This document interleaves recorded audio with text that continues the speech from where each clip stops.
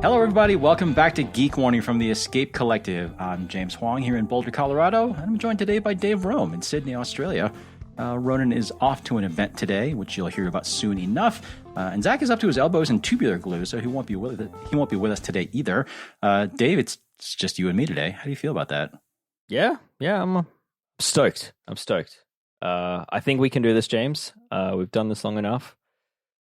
We've done it before, and I think this episode is going to be great.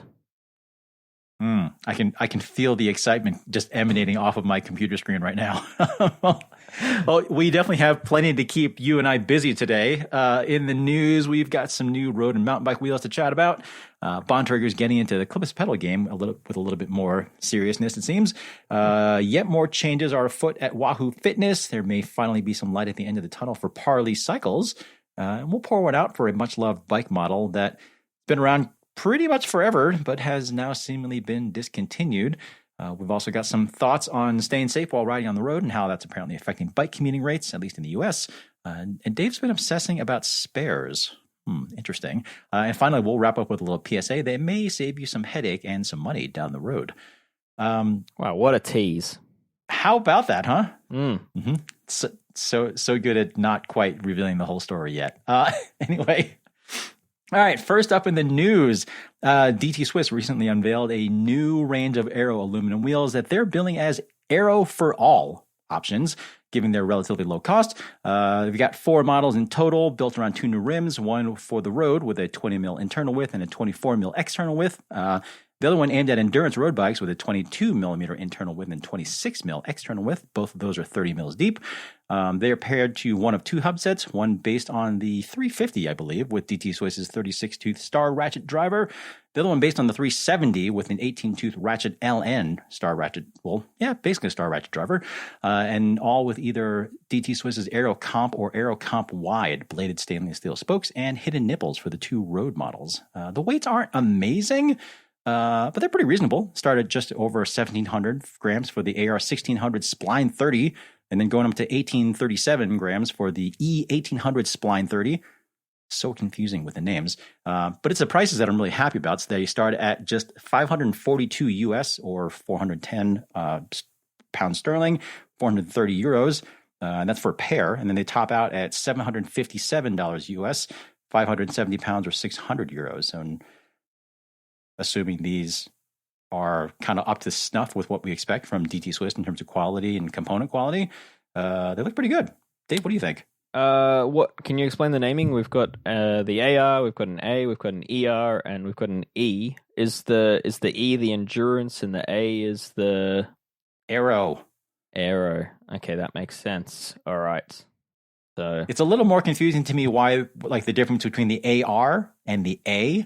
That's not entirely clear to me, but AR, Aero Road, Aero Road more, and then ER, Endurance Road, and E, Endurance, but I'm not really sure why the R's are missing from those. But the R is used on the 1600 versions, which are the higher end, better spoke, better hub, and the R, the lack of the R seems to align with the cheaper version. Yeah, you're right. It is confusing, but anyway. So yeah, I mean, this looks like a very strong OE play to me. I mean, DT Swiss traditionally has managed to get its more entry level wheels onto a lot of bikes as a stock component for especially brands that don't want to have their own in-house generic brand. And this seems to be continuing that in a big way. I can't imagine there being a huge aftermarket demand for such wheels, but yeah, certainly I think if your new bike came with these, you probably wouldn't complain. No, I don't think so. Yeah, I think I agree that you're not going to have a whole bunch of people kind of like, lusting over the DT Swiss website for some kind of lower cost aluminum wheels. For some 1,700 gram Aero 30 mil although pseudo Aero wheels. Yeah. I don't know, like if you were getting something like a real entry level road bike and that's what you were starting with and you wanted to do some sort of upgrade, I mean, wheels and tires are definitely the first place to always look. For sure. And buying pedals.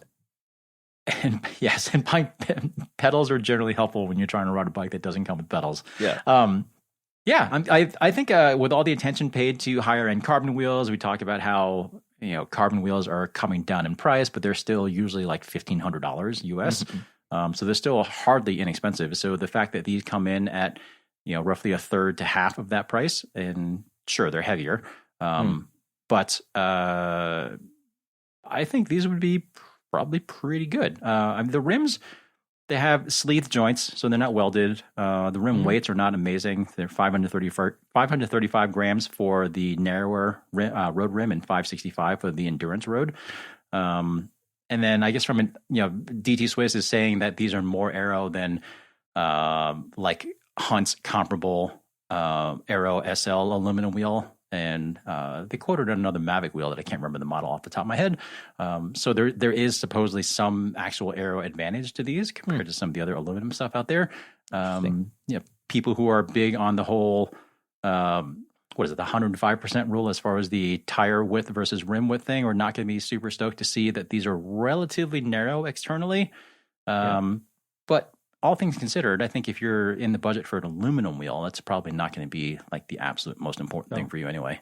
Yeah. I mean, 30 mil depth isn't super deep. It's probably worth noting that DT Swiss, this isn't the first time they've done an alloy Aero wheel. Like they've had such a thing in their catalog for, I'm thinking back rim brake days, probably 15 years now. I think it was the R1.2 rim off the top of my head. But I mean, they've definitely done similar before, but with more dated profiles. What do you think about the internal nipples? It's funny. I actually asked DT Swiss about that because, let's see. Actually, I'm trying to remember if I asked them about it specifically or because I asked about the external rim width because that wasn't listed in the press materials. And I'm trying to remember if I asked about the hidden nipples specifically or if they just wrote back referencing those, knowing how we feel about them.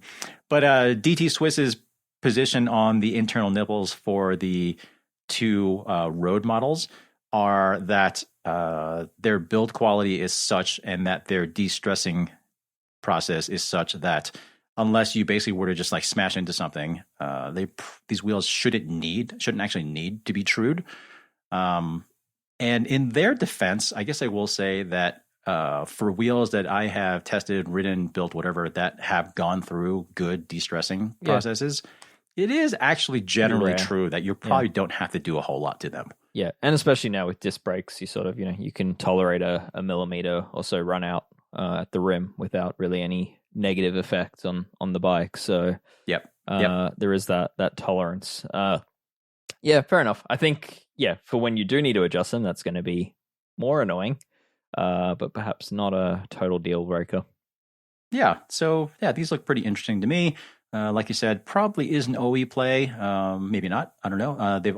DT Swiss has offered to send a set out if we want to check them out. So I may take them up on that. We'll see. I don't know. If you'd like us to check them out, let us know in the comments. All right. So for regular listeners of Geek Warning, remember when we said a few weeks ago in the podcast that Mavic was coming back to the US?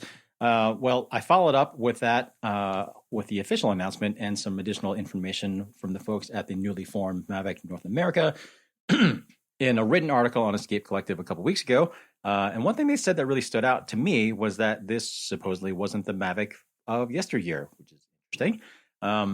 Well, they have just announced some new gravel wheels, and this, as it turns out, this definitely is not the same Mavic as it was before. This is very different. So I'll get to that in just a second, but the meat of the release that they made today, they've got two new aluminum gravel wheels, both of them under the all-road label, which is kind of curious because I guess they're gravel wheels, I think. Anyway, they both have 25 mil internal width, 28 mil external widths. Both of the rims use Mavic's kind of unique four drilling process where they basically melt nipple threads right into the rim. It's pretty neat because it means that you don't have holes on the outside of the rim, so you have easy tubeless setup. Both wheel sets are also built around Mavic's Infinity hub that uses star ratchet style driver. So the nicer version is the all-road SL. It gets extra milling on the rim between the spoke holes to shave a few extra grams. It gets nicer buttered elliptical stainless steel spokes instead of the flat ones on the all-road S, which doesn't get that milling.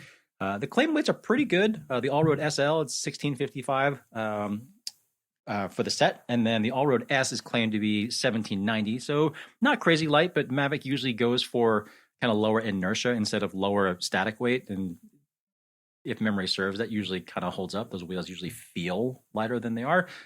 Prices are pretty good though too. I don't have pricing in US or Australian or British currency, unfortunately. All I have is 890 euros for the Allroad SL and 530 euros for the Allroad S, which is pretty good. But what is most interesting about both of these wheels is that, so yes, they are aluminum gravel wheels. Nothing crazy there. However, they are hookless. Where are the hooks, James? Where are the hooks? This is not the Mavic I know. Yeah, kind of bizarre, huh? Because I think we're definitely used to hookless rims for a mountain bike.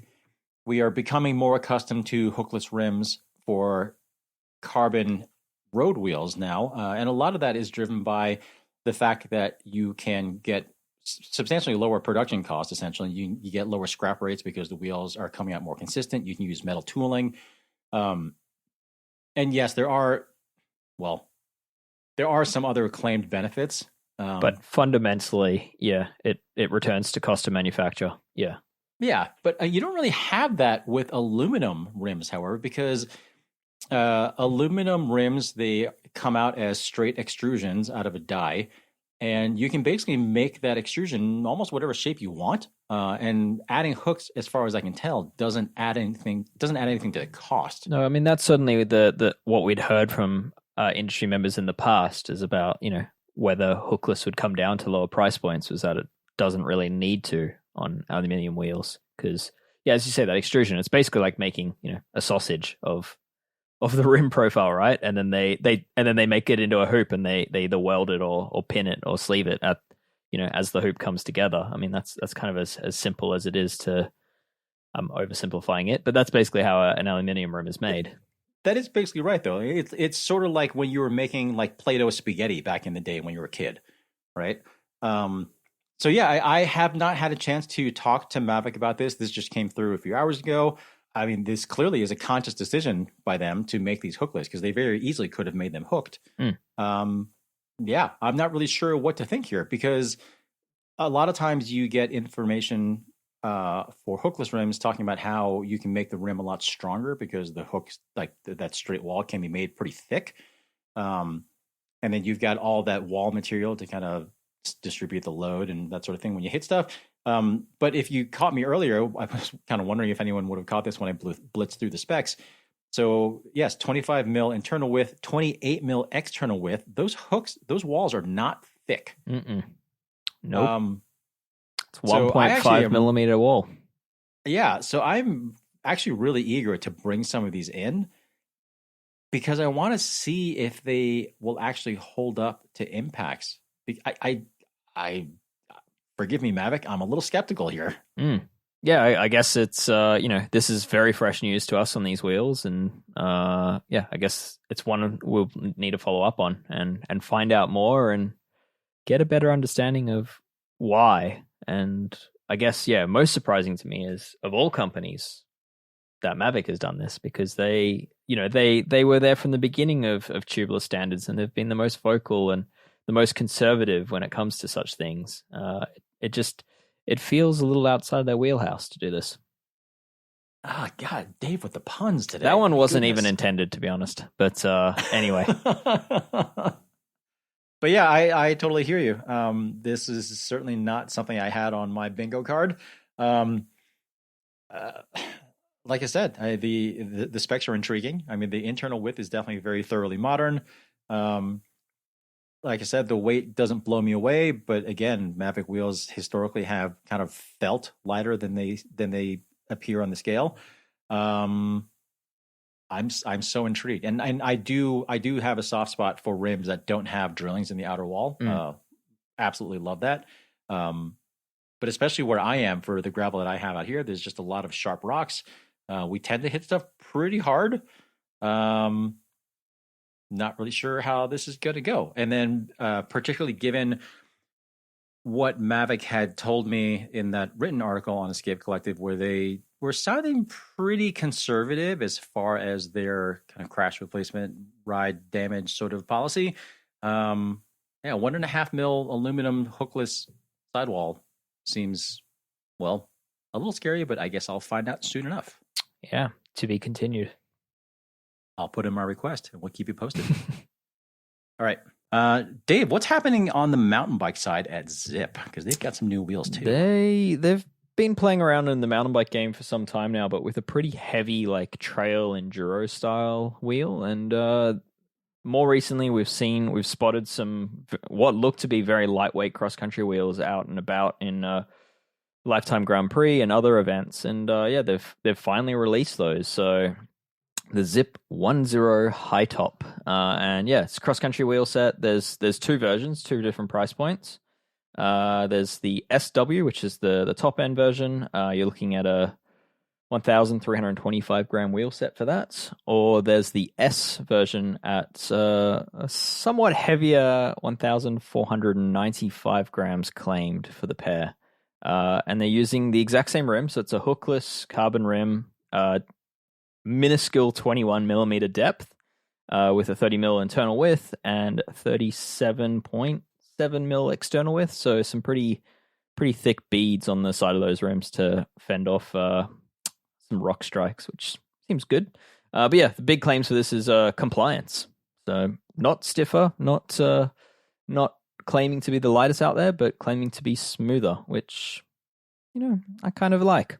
I think it's a pretty big deal personally, just having tried and certainly having ridden a pretty wide range of carbon mountain bike wheels, some of which were definitely very, very stiff and others which were shockingly compliant. Mm-hmm. I guess on the compliant and softer riding side, the ones that kind of come to mind right away are the ones I still have to write up, unfortunately. Those the Bird Hawk 30s. Those use a rim that are made by a We Are One, similar idea, like super, super shallow. I mean, the Birds are different because they use a woven polymer spoke. Whereas the Zipps are all stainless steel stuff. But I like this idea of having a softer riding wheel because I do think that there is a performance advantage there. I mean, the Aero thing is just not as big of a deal, but if you can get more comfort and more importantly, more traction, then that is only a plus. And less fatigue. Which is something I suddenly noticed when riding really stiff wheels off-road, is my hands just cop it really quickly. Half an hour or hour, I start to get uncomfortable. Whereas, with a wheel with some level of flex to it, that sort of stays off for longer. So, I'm definitely all for the idea of smoother, softer wheels off-road, and happy to see Zipp kind of make that move. I guess back to the differences. So, the SW, the more expensive version, you're looking at $1,950 US for a pair. And then the lower cost, the S version, $1,350. And so they're both using the identical carbon rim, but different spokes. So like bladed versus double butted round between the two. And then they're both using Zipp's own hubs, but the SW obviously has a higher and lighter weight hub with higher 66 points of engagement. The cheaper version, the S version, has 52 points of engagement with what is sure to be a heavier hub. Only available in boost spacing, only 29-inch diameter, available with XD or microspine flea hub bodies, no HG. Yeah, and then on the front hubs, they are available with the kind of RockShox specific torque caps, the oversized end caps. And then they do also thankfully have regular sized end caps, which I'm actually waiting for at the moment because Zipp just sent over a set of the sent a set of the high top S's over for review, but I can't mount them up yet because I can't put them on a bike because the bike that I need to use them on does not have a RockShox fork on it. Oh, that's sacrilege. So. Do they work? Will they still turn around if you put them on if they're not mounted to a SID? I think there's some level of galvanic corrosion that's to be expected. Wow. Okay. So I'm not really sure, but I think the way it's designed, it'll actually eat away at the fork tips. Interesting. Yeah. Okay. Yeah. Yeah. Okay. But not implode or explode. Yeah, it's a slow progression. Yeah. Not just straight catastrophic. Okay. Well, that sounds all right. You can outfox them on that one. And then. Sorry, that wasn't even necessary. Terrible. Yeah, the other thing that's kind of interesting here is the SW includes the new TireWiz 2.0, which looks kind of cool. So the TireWiz is like their little electronic tire pressure sensing gauge that sits in line to the valve.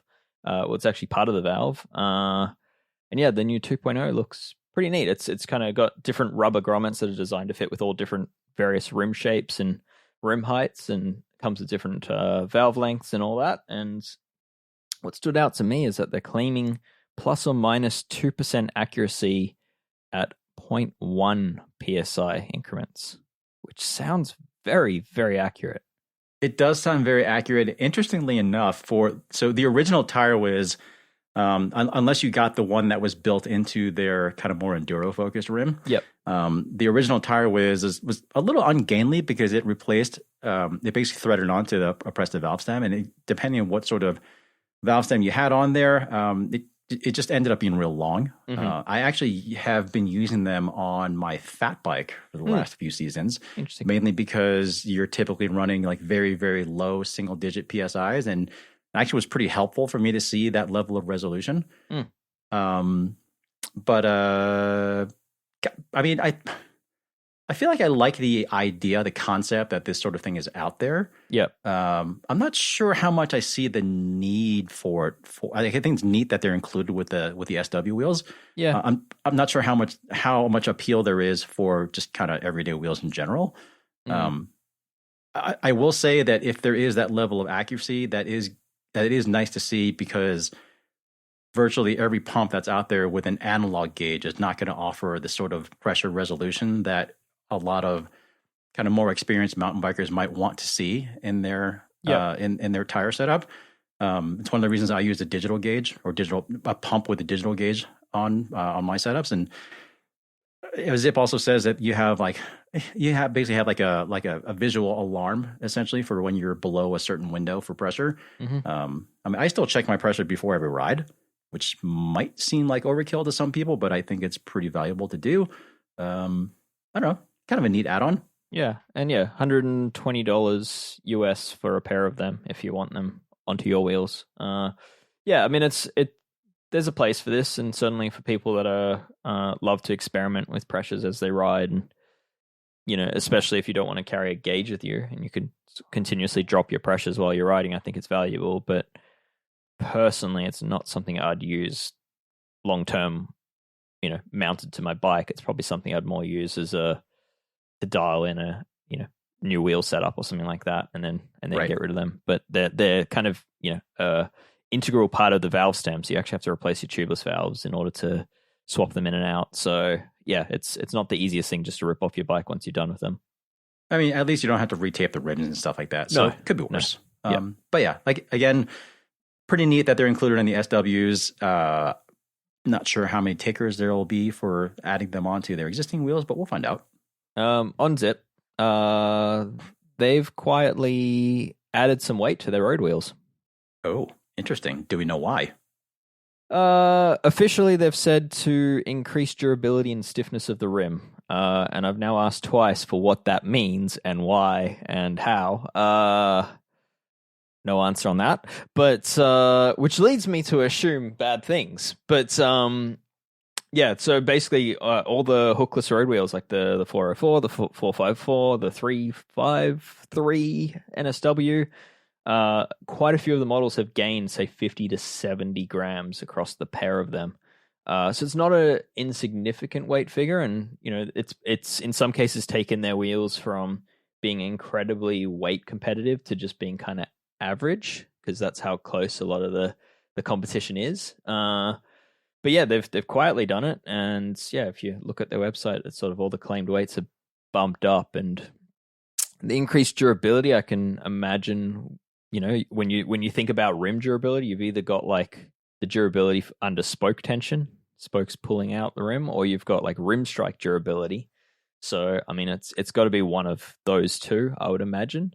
And then the stiffness, I've asked the question, I haven't heard back, but I mean, I can't imagine them really wanting to boost the lateral stiffness of the wheel, given the developments they've done in, say, the mountain bike space, where they've, realized that compliance is so important, which leads me to assume that they're trying to increase like the hoop stiffness of the wheel to, probably prevent spoke loss under high tubeless pressures.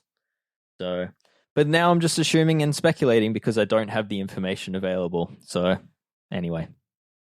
Well, I think it's unfortunate that we don't have official information, but I would tend to agree with you that generally speaking, companies don't add weight just because they feel like it. Yeah.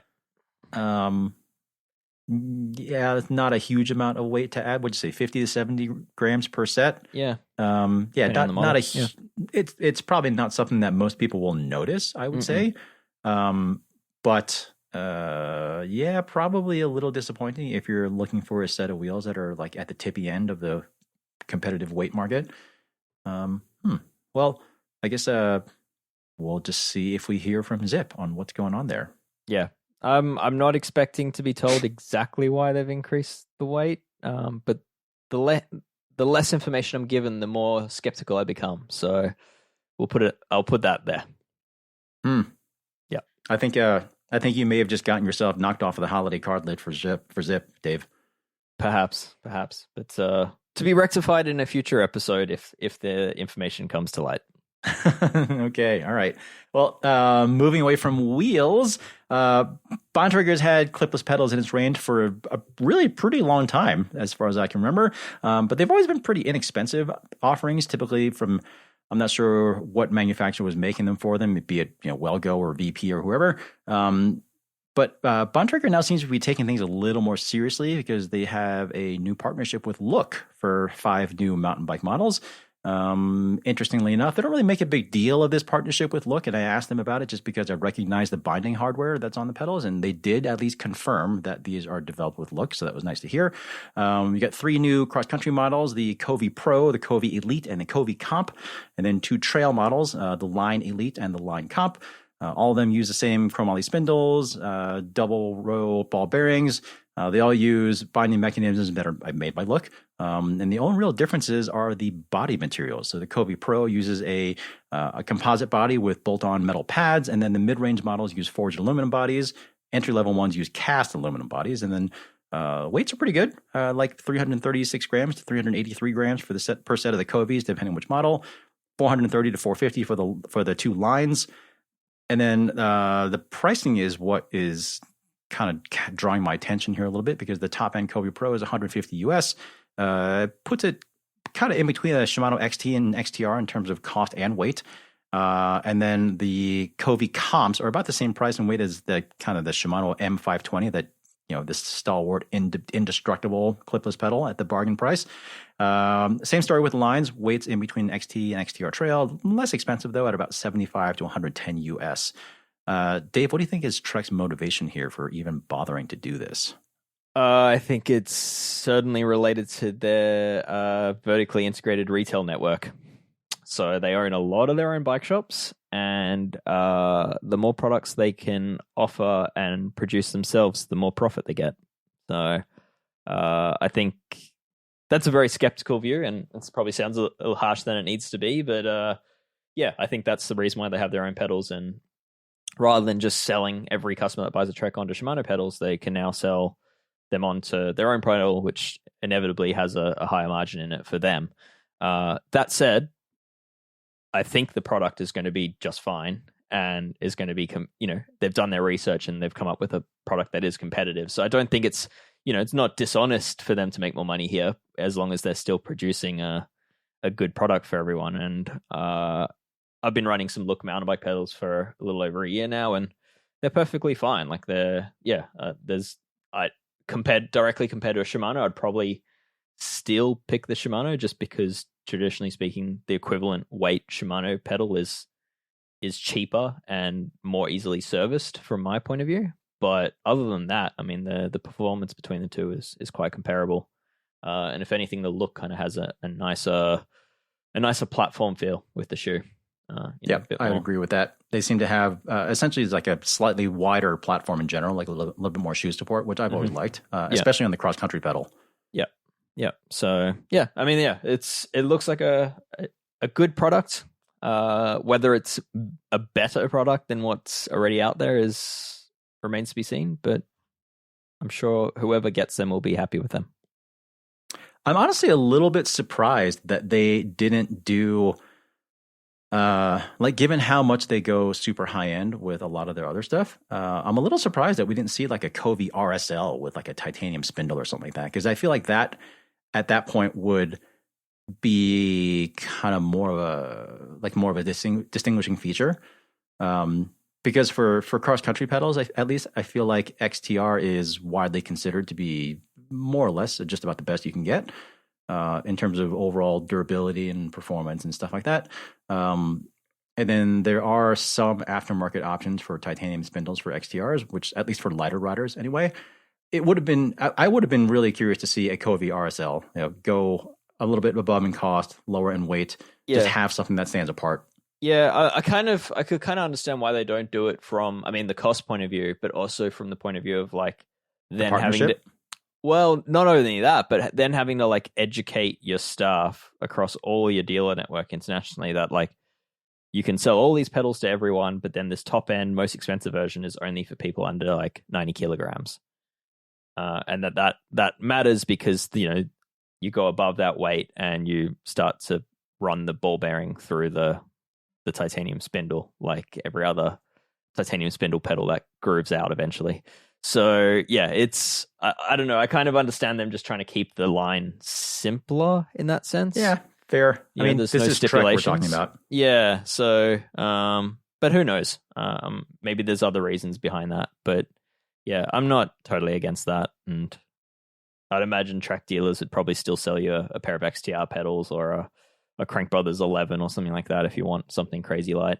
I dare say Trek dealers will be happy to sell you whatever they have that you want. That's true. Well, either way, it's nice to see some more options. Sure, these may not necessarily blow the doors off, may not move the needle overall in the clipless pedal market, but it's always nice to have more options. So could be worse. And they are Shimano SPD compatible, so I should mention that. Yeah. So that's always nice to see. I am kind of like intrigued by Bontrager's the way they do things, because like they've done partnerships with say Silka before. A lot of their maintenance products, I believe, are actually produced by Maxima. Not that they announced that partnership, but you can kind of tell by the way things smell and the bottle shapes. Yeah, I don't know. Like it's kind of I guess it's worth acknowledging. Like that's quite cool that they do go to the effort of finding reputable and well respected brands, and they just try to relabel those products rather than recreate the wheel. Kind of like almost the Costco model. Well, I was just going to say, it kind of reminds me of Costco or Trader Joe's or something like that, where they just trace back to the actual manufacturer and then make their own house label stuff. Mm-hmm. I mean, it's a good way to go. I mean, at least in the grocery store business, it's a great way to basically get the exact same product for less money. Yeah. Yeah. I wonder when Trek's going to get their own chicken factory. It's a very US-centric chickens reference. Oh, man. I'm guessing we shouldn't hold our breath on that one. But we also have some recent news to share about Wahoo Fitness. I know this is something that we've talked about in the past about certainly a bit of turmoil going on over there. And they seem to be streamlining a little bit more lately. So they recently have ditched RGT, Road Grand Tour, basically sort of their online riding platform. It's something that they acquired only like a year and a half ago, less than 2 years ago, I believe. Similar to Zwift in a lot of ways, but one thing that was kind of neat was that you could upload your own GPS ride data, so you could essentially recreate like your own course digitally. But apparently, they just never really got much traction in terms of users. And this is some numbers shared actually by our friend Ray over at DC Rainmaker. He did a quick snapshot on a European, I think it was a Monday morning. So admittedly kind of a slower time in the global clock here. But he counted, or he saw a live snapshot of about 3,900 Zwift users at that particular time. And there were 35 RGT users. So, that's difference. Not a great ratio there. So RGT is going to be going away effective October 31st. Wahoo Fitness and Zwift have apparently kissed and made up, because if you are an existing RGT subscriber, you do get if you're a monthly subscriber, you'll get a few months of Zwift for free. If you're an annual subscriber, you'll get a free year of Zwift for free. Wow. On top of whatever subscription you may already have with them. So that's kind of a nice little consolation prize. It is still a little bit of a bummer to see that. I don't know. I mean, I'm always of the opinion that more competition in any particular space is a good thing.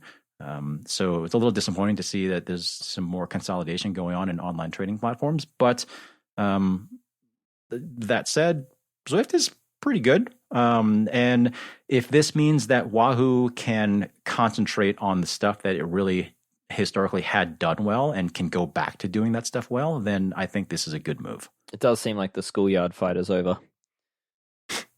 But yeah, I mean, Zwift is just so dominant in this space that you kind of do have to question that all the brands that started up in the last 3 to 4 or 5 years, you know, how they remain competitive in this market space. So yeah, it doesn't completely surprise me that there's like a consolidation of these platforms. Yeah, just obviously again feel sorry for the people that were obviously acquired and let go. Familiar. Huh. I would ask you how so, Dave, but we don't have to go down that road. Let's not. Anyway. Yeah. In brighter news on the business front, Parlee Cycles, the East Coast US based custom carbon company that a lot of people will have known and come to love over however many, I think, decades that Bob Parlee had been in business, makers of some of the absolute nicest custom carbon frames that are out there. They unfortunately recently went through a bankruptcy, but it seems that they are now finished with that because they were recently sold to an investor. Dave, what do we have here? Yeah, independent investor John Harrison. He's come in, he's a lifelong cyclist, and he's bought the company and put himself in as CEO and president, basically effective immediately. So yeah, Bob Parlee is said to be staying on as the chief product designer. But and yeah, have his time freed up to focus on his attention on working with the product design team to influence design direction and engineering. Those words were from John Harrison himself. Yeah, it doesn't sound like Bob Parlee is going to be full time, if I'm reading between the lines correctly there, but still involved in I guess the direction of the product. But yeah, I guess bigger picture, the company is still going to continue on the same path they were previously on. So they're going to be running both, I guess, frames designed locally, designed in house, but then manufactured overseas, which historically were like a monocog frame design, and then they will continue with the custom carbon in house as well. Do we know much about this person? Was it John Harrison, you said? Yeah. Not so much. I mean, he's, I guess, had a successful career in small to medium sized businesses as a independent investor, and yeah, this is feels like a passion project in a sense, but no doubt, you know, as is always the case, I mean, he's clearly in it to make money as well. So yeah, I think the goals are for him to steer the company back to growth and find revenue. But who knows? I mean, it's obviously, yeah, Parlee's hit some hard times in recent time to fall into Chapter 11 bankruptcy, and it'll be interesting to see if they can climb back out of it. I mean, it's interesting how we've seen time and again these smaller custom builders that have had such incredible success at certain periods and have been such absolute masters at what they had done. I mean, the bikes like the Z1 from Parlee is just one of the absolute nicest tube and lug carbon custom frames that you could get on the road. But I guess I wonder if it's just a matter of companies like that being unable to adapt to kind of changing tastes and that sort of thing. Because again, these were round tube, carbon tube and lug bikes. They were primarily rim brake, and then he transitioned to disc brake. But then, you know, the move to aerodynamic profiles is not something that they adapted to very well. Yeah, that sort of just seemed to kind of leave the company behind. So hopefully this means better things ahead. I really would love to see Parlee come back. Yeah. It's definitely an interesting space because, you know, for decades they didn't really have a lot of competition in the custom carbon space. I mean, they really were pioneers in that area, and you know, first movers and all those sort of general advantages in business. But in recent years, that high end custom carbon and similar,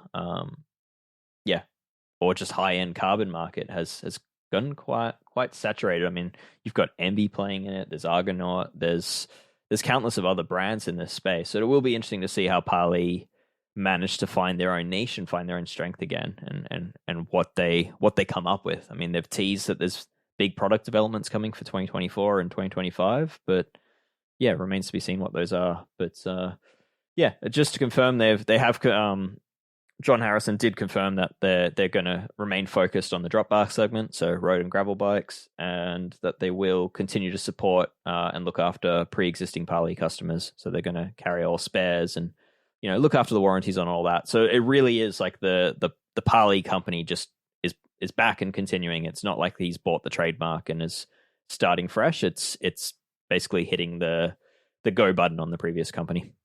Gotcha. Interesting. Yeah, because some other companies who have kind of competed in that space, like you said, Dave, it's been pretty well saturated, I guess, considering that market's quite small.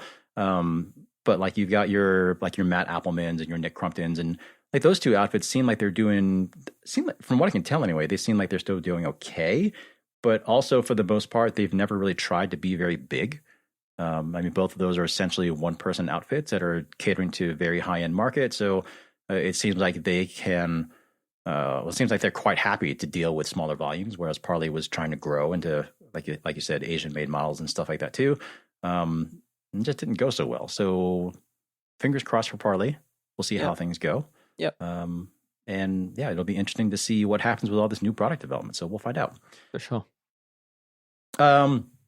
Last thing on the news front is it's a little sad, I have to say, because we just caught wind today that Surly, the kind of lower cost brand, bike brand from Quality Bicycle Products, a big distributor in the US, they sort of quietly put its Crosscheck model out to pasture. They definitely didn't send a press release out or anything like that.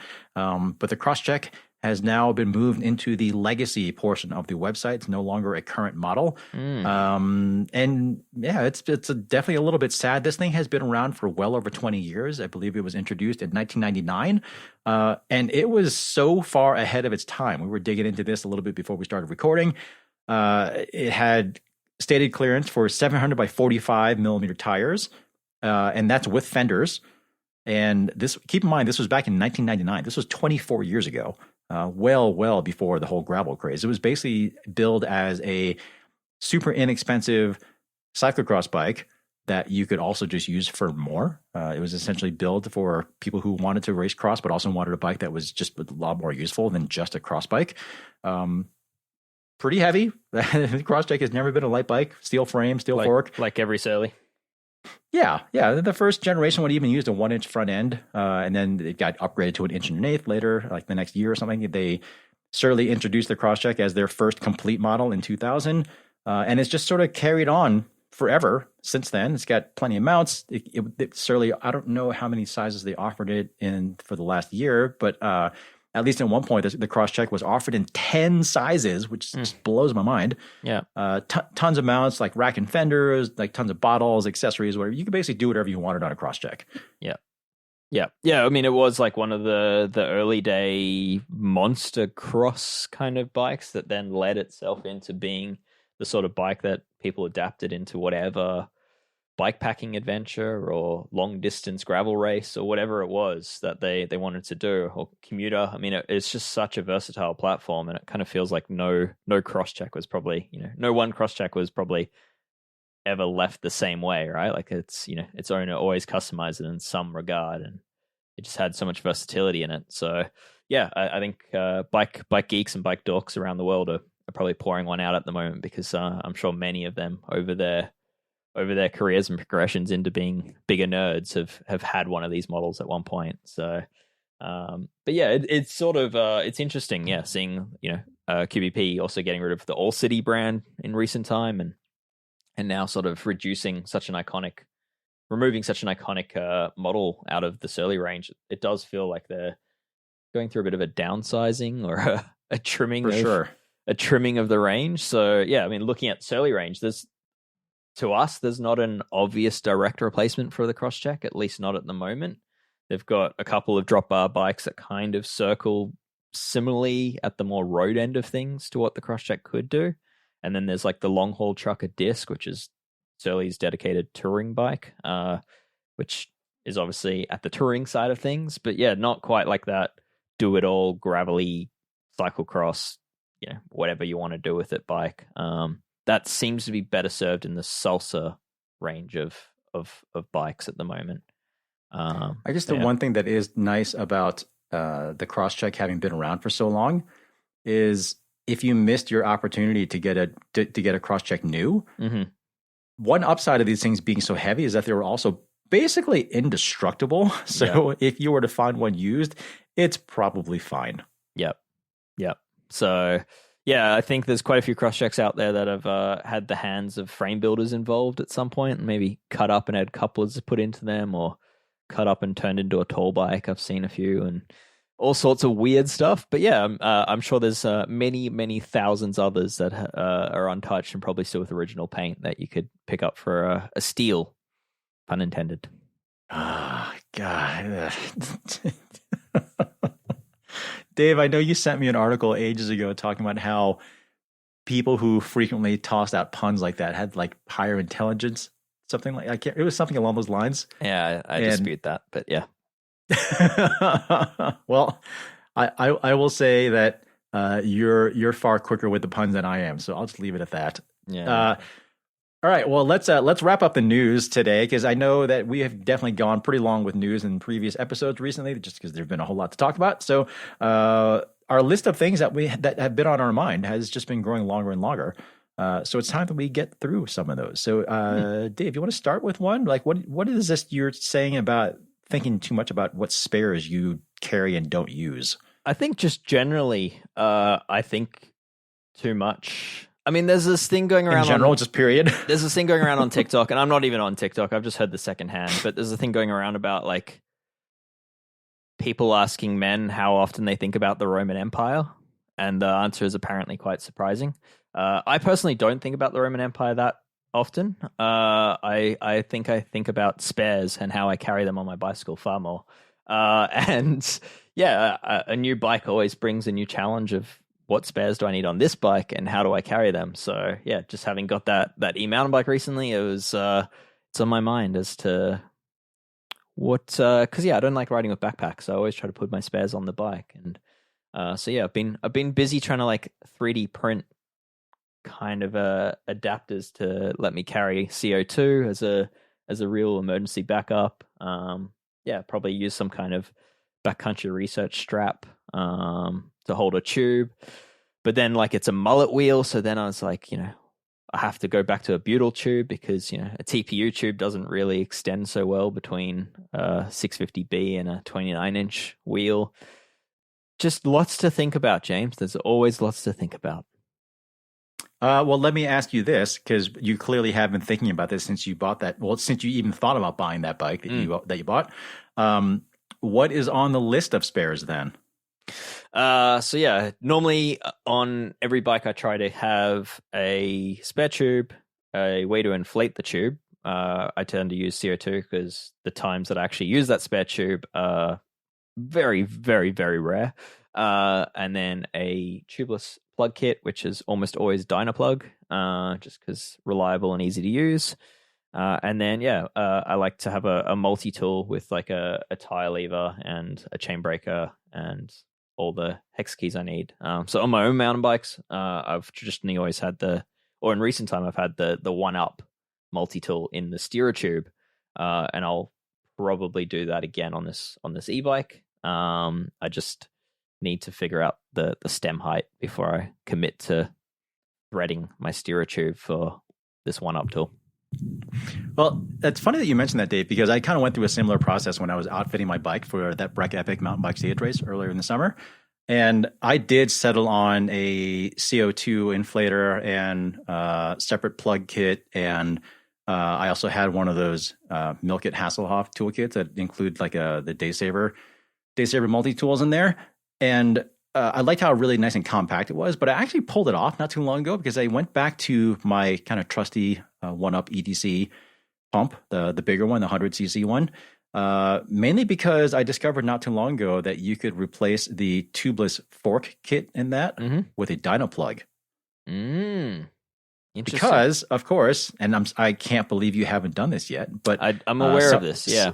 Someone made a 3D printed adapter that lets you run the Dynaplug, like the little steel plug insertion tool, into the end of the 1UP EDC port that you would normally use their little tubeless fork in. And now you can use Dynaplugs instead of the little bacon strips. But you only get one preloaded plug that way? You only get one preloaded plug, yes. Okay. So are you carrying others? But I feel like when you pair that with a Dynaplug racer, or like the carbon racer, just another supplemental one that you just mount next to the bottle cage or kind of attach it wherever, then at that point you've got 3 plugs preloaded, potentially like 2 small and 1 big even.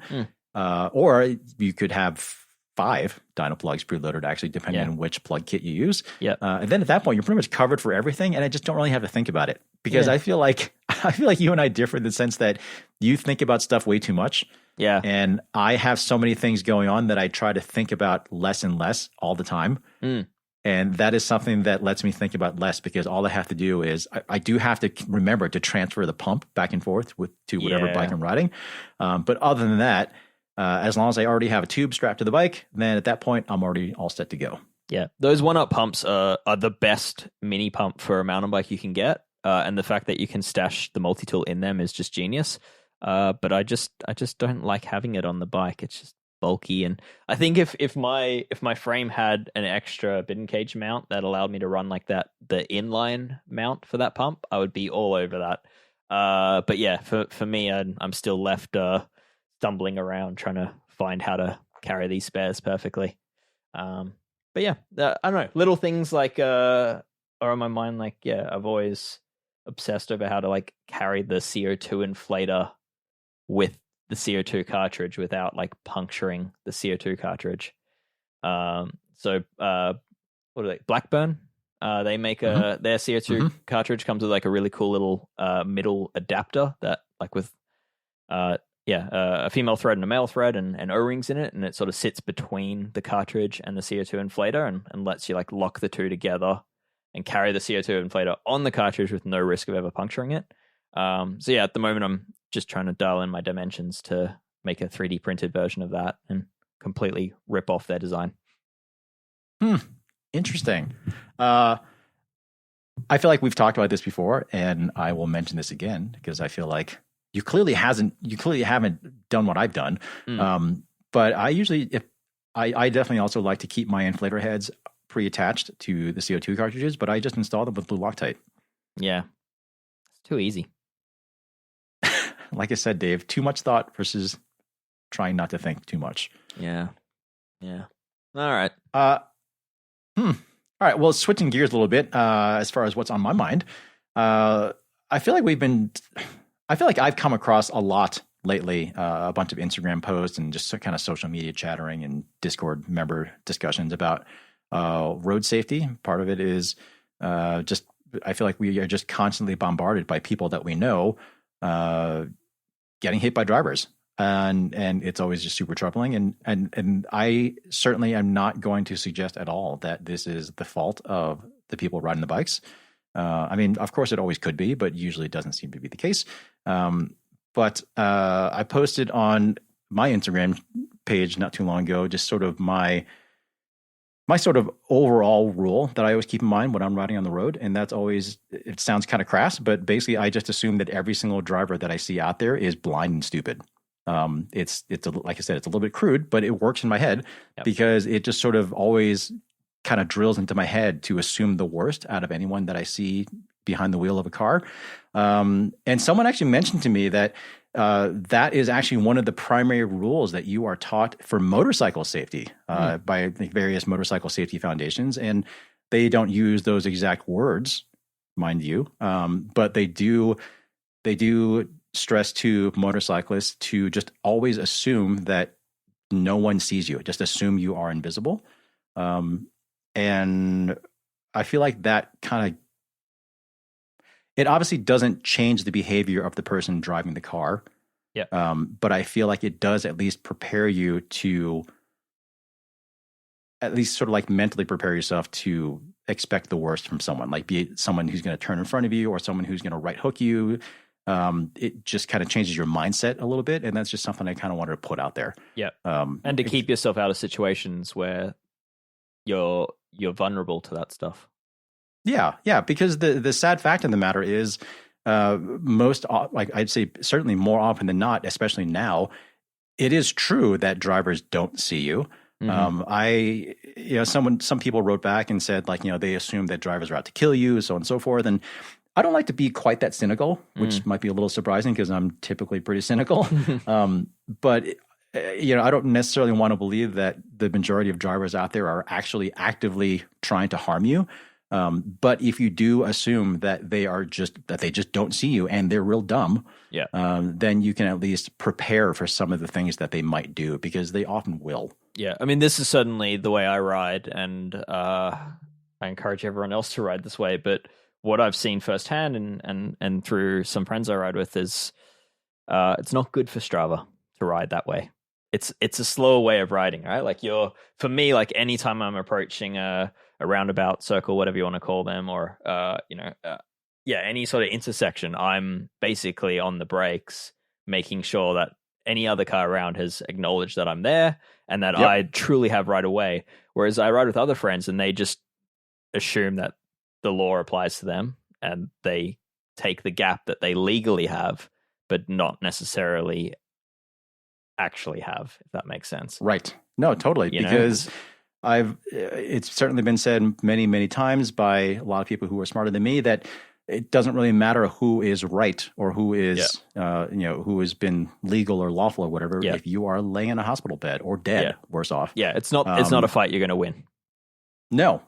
So I always just like to assume, like I said, that every driver out there is blind and stupid, and knock on wood, so far it's worked for me. I'm going to go ahead and jinx myself right now. No, same. Yeah. I mean, both of us have spent lives on bikes following this rule, and, yes, sometimes it's completely out of your hands, but I can tell you I've actively avoided a lot of situations that wouldn't have worked well out, wouldn't have landed me in a good position if I'd just taken a gap that I was legally, was mine, I guess. Rather I've come to a stop or slowed down and avoided a situation. So yeah, it's good words to live by, and unfortunately we're the vulnerable ones out there. Yeah, for sure. So as always, stay safe out there. Hopefully that little bit of I hate to use the word advice, because I just feel like advice just has so many negative connotations to it. But I don't know. Hopefully that little bit of mindset, attitude is helpful to someone. But yeah, everyone stay safe out there. On a more fun topic, I know, Dave, that you have been thinking about e-mountain bikes some more since you just bought one. Yes, I have. And in our members Discord, there was a few questions related around the lightweight e-bike category and the full power e-bike category, and I guess why I chose a full power e-bike, which more power. So full power e-bikes these days have like 80, 85, 90 newton meters of torque, and typically a bigger battery, like a 600 watt hour or more capacity battery, while the lightweight category of e-bikes tend to sit around that 50, 55-ish newton meters of torque now. Like the latest ones have that, and typically half the battery capacity, so 325, 350, maybe 400 watt hour battery, which is there to save weight. Smaller battery is significantly lighter. The battery is it is the biggest amount of weight when you're talking e-bikes. That's there's kind of two schools of thought with that. But basically, and I'm probably more regurgitating the information from friends such as Mick Ross, who runs Flow Mountain Bike here. But basically the lightweight category is kind of closer to a regular mountain bike, but with a motor that gives you an assistance. And the way it was kind of put to me is like it's kind of the level of assistance that good fitness gives you. And that's kind of been my experience riding those bikes as well. It's like if you're really strong and fit and you're sort of race fitness, you can kind of match the power of one of those bikes. And if a friend of yours had one of those bikes, and you're fit enough, you could really realistically ride with them You could ride on a regular bike while they're on like a lightweight e-bike. Whereas the full power e-bike is basically a different sport altogether. It's the additional power and the range makes you think about mountain biking differently, and you end up riding trails that you would never bother to ride on a regular bike because the climbs are either too awful or too pointless for the descents they provide.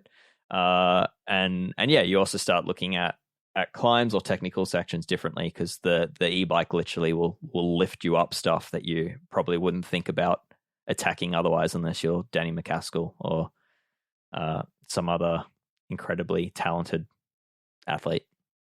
Well, I feel like now that you've gotten a full power e-mountain bike, yeah, and I've been on the fence for quite a while, I feel like I'm kind of obligated to get one of the lower powered ones now. You might be, or maybe you need both. I don't have enough room in my garage for both, Dave. Yeah, okay. Yeah, fair enough. But yeah, it's definitely... and I certainly don't have enough money. Let's put it that way. Yeah. It was definitely something I deliberated over for a long time because, I'm only 70 kilograms. I'm not very strong. So, yeah, lifting up my full power e-bike was, on the weekend, I had to carry it up some stairs. And that was like proper. I was in hysterics because it was like I was basically pushing me back down the stairs. So that was very funny. It's probably what, like 24, 25 kilos? It's 23.7 all up. So it's a pretty heavy bike, and yeah, I was losing that battle getting up the stairs. It was very funny. Whereas that wouldn't be an issue with a lightweight e-bike, and it definitely dawned on me before buying it that I really struggled with that decision, and in the end, it's the attraction of the full power where you have no limits on the bike. You can go for 4 hours and do a truly epic ride, and also the idea that you have a bike that the motor opens up new possibilities. It's not just there to give you a helping hand. It really is there to change the way you can ride. So and what you can ride. So yeah, that's food for thought. I'm gonna have to think about that a lot this winter. We'll see what Santa brings for me this Christmas. I'm thinking probably not either of those things because Santa is me. So,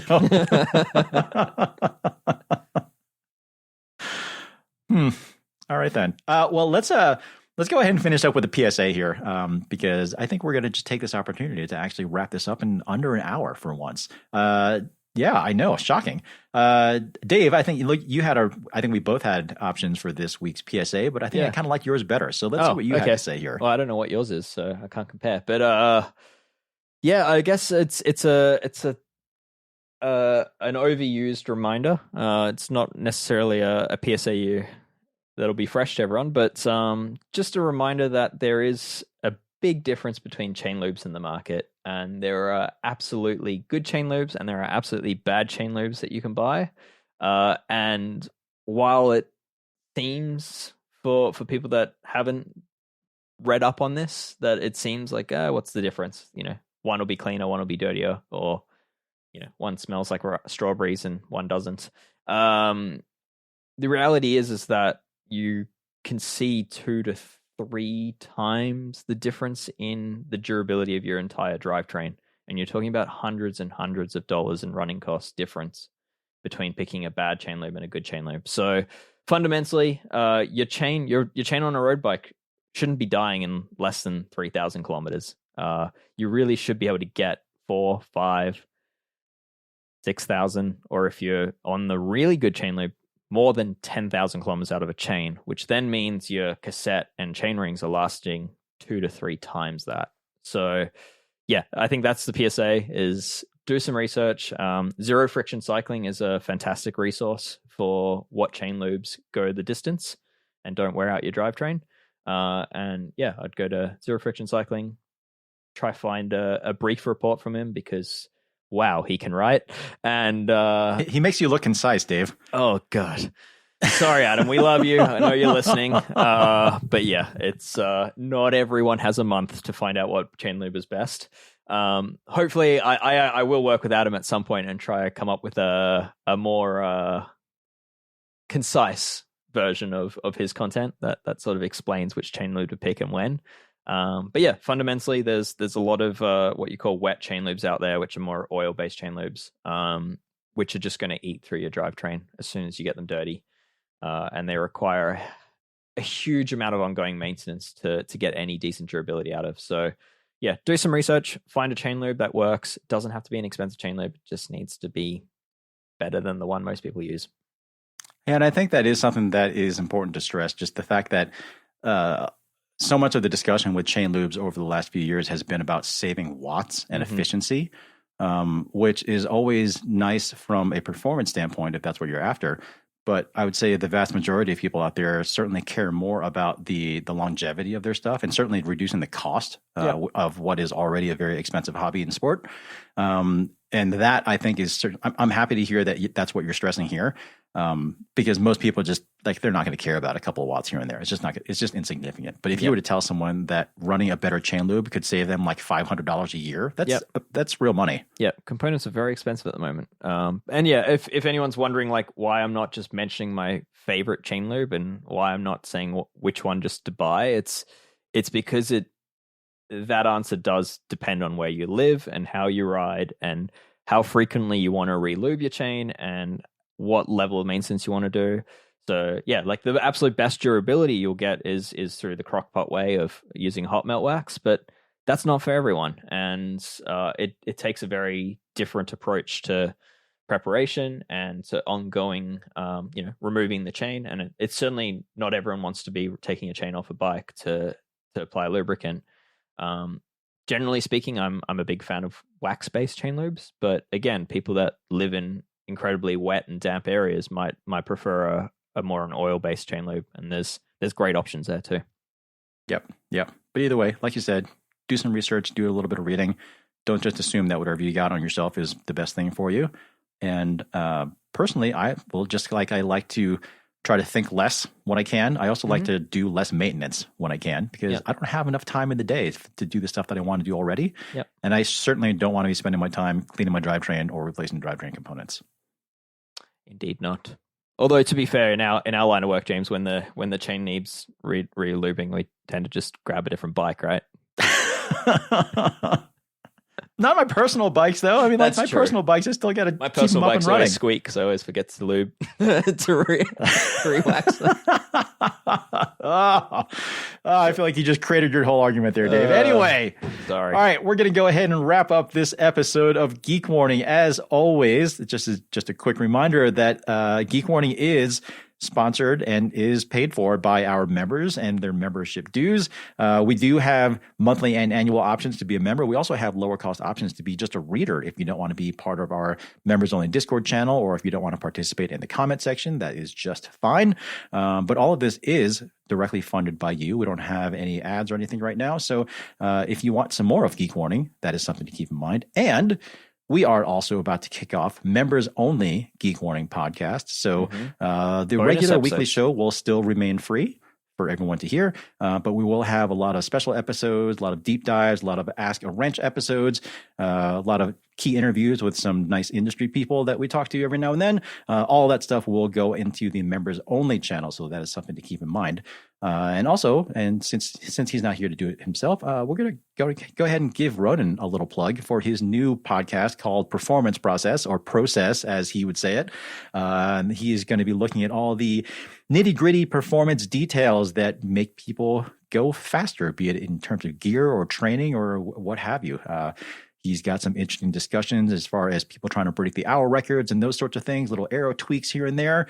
He's going to be speaking with all sorts of performance experts looking at that aspect of things. So keep an eye out for Performance Process, and that'll be coming to actually, I think next week is when the first episode drops. So that'll be pretty exciting. So stay tuned for that.